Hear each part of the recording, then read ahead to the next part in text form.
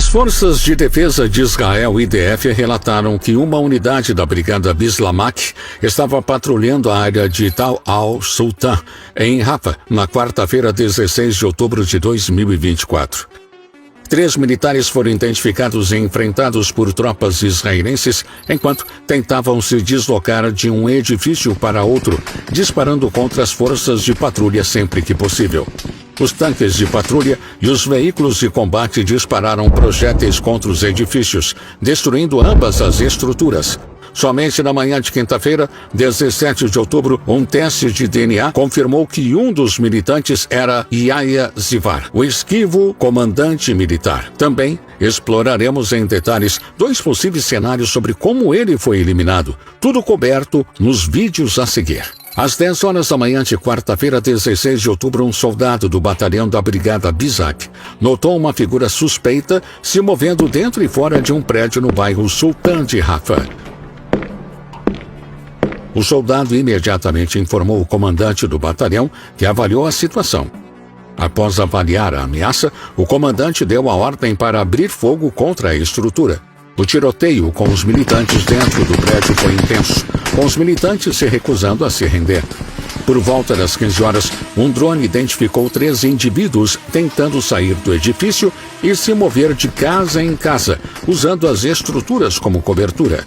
2 dessas figuras se moveram à frente da linha de tiro do IDF para proteger a terceira figura, o que abriu caminho para o terceiro indivíduo, que era Sinor, um alvo de alto valor para a IDF. No entanto, não se sabia que a situação envolvia 2 edifícios-chave.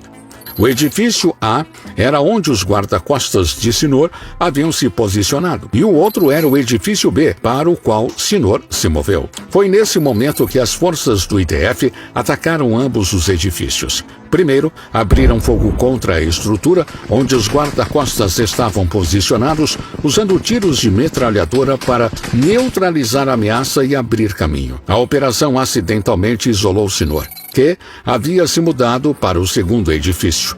Enquanto a situação se desenrolava, os tanques do IDF dispararam projéteis e as forças terrestres coordenaram seus esforços. Após disparar no primeiro prédio, eles recarregaram e redirecionaram fogo para o segundo edifício, onde Sinor havia se abrigado. Sinor subiu para o segundo andar desse edifício na tentativa de escapar. Um tanque, então, disparou outro projétil que atingiu o edifício, enquanto uma tropa de infantaria avançava para garantir e vasculhar a área. Durante a aproximação, Sinor lançou 2 granadas contra os soldados que avançavam. Uma das granadas explodiu, forçando os soldados a recuarem. Nesse momento, um drone foi implantado para inspecionar a sala e avistou um homem com o braço ferido e o rosto coberto, identificado como Sinor.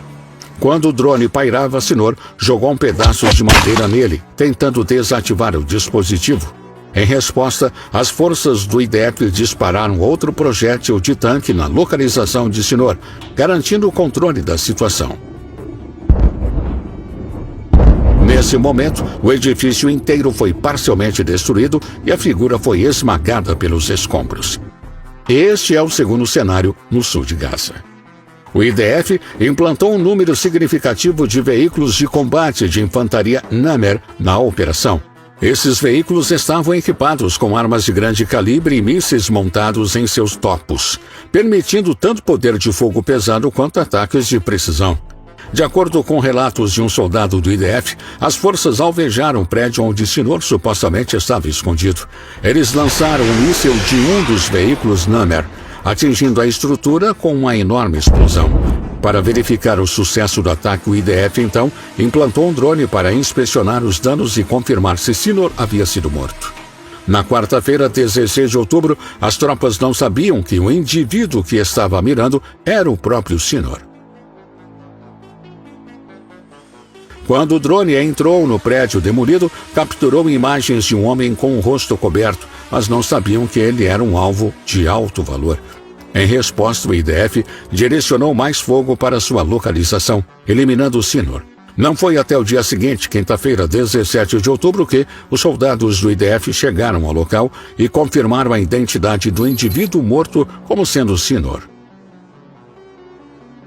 O soldado que relatou o evento observou que essa confirmação foi baseada em inspeção visual quando estavam fisicamente no local.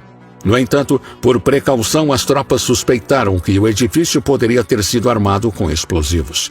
Para evitar qualquer vítima de explosivos em potencial, optaram por não remover o cadáver imediatamente.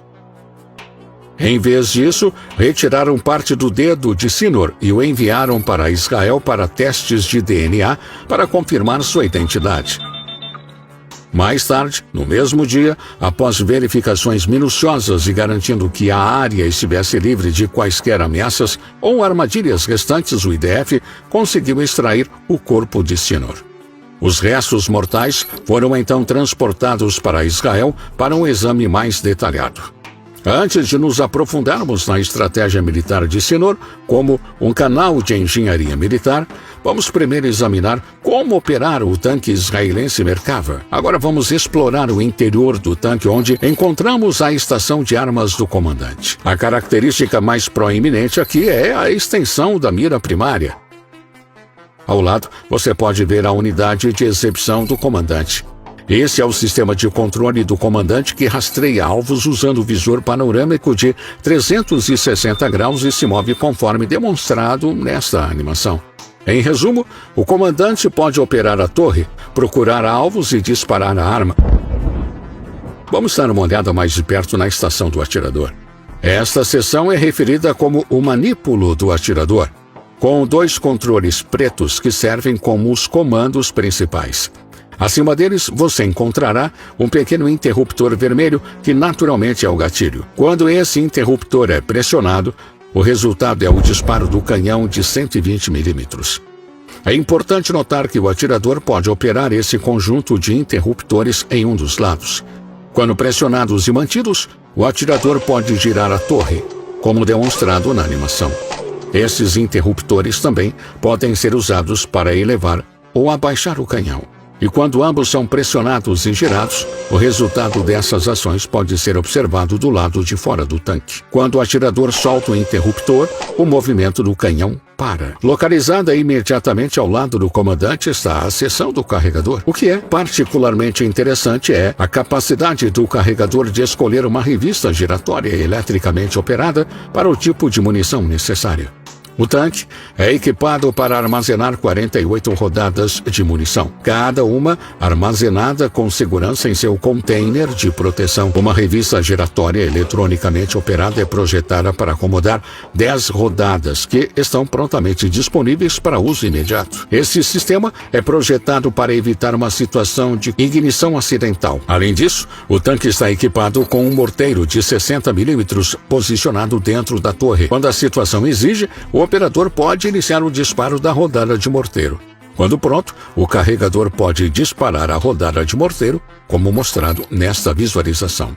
Sinor nasceu no campo de refugiados de Khan Yunis, na faixa de Gaza, governada pelo Egito, em 1962. Após o assassinato de Hania, ele se tornou o principal líder em Gaza. Sinor foi inteligente o suficiente para autorizar métodos de escavação de túneis que variavam desde estratégias manuais simples até métodos ligeiramente avançados, como explosões controladas para rochas endurecidas. Ele entendia que os túneis podiam ser reforçados com concreto para suportar as frágeis estruturas subterrâneas de Gaza, que são divididas em aproximadamente 7 a 8 níveis de profundidade. Esses túneis são intencionalmente cavados em profundidade para se protegerem de bombas destruidoras de bunkers, como a GBU-28, capaz de destruir túneis. Como líder militar, Sinor investiu $3 milhões por túnel na construção de uma rede subterrânea ao longo da última década. Vamos examinar o túnel de Sinor. No nível 1, encontra-se a entrada, bem como uma plataforma de lançamento para foguetes caçar. No nível 2 há um túnel reforçado que usa blocos de concreto com um arco para sustentar a estrutura. No nível 3, os túneis profundos requerem oxigênio para os diferentes níveis. Por isso, um gerador de oxigênio ou ventilador é necessário para transferir ar fresco da superfície e distribuí-lo para os níveis inferiores. Sinor também foi o mentor da invasão de 7 de outubro, quando lançou um ataque surpresa a mais de 20 comunidades israelenses. Como comandante militar, ele planejou o ataque usando uma combinação de foguetes, paramotores, motocicletas e outros veículos para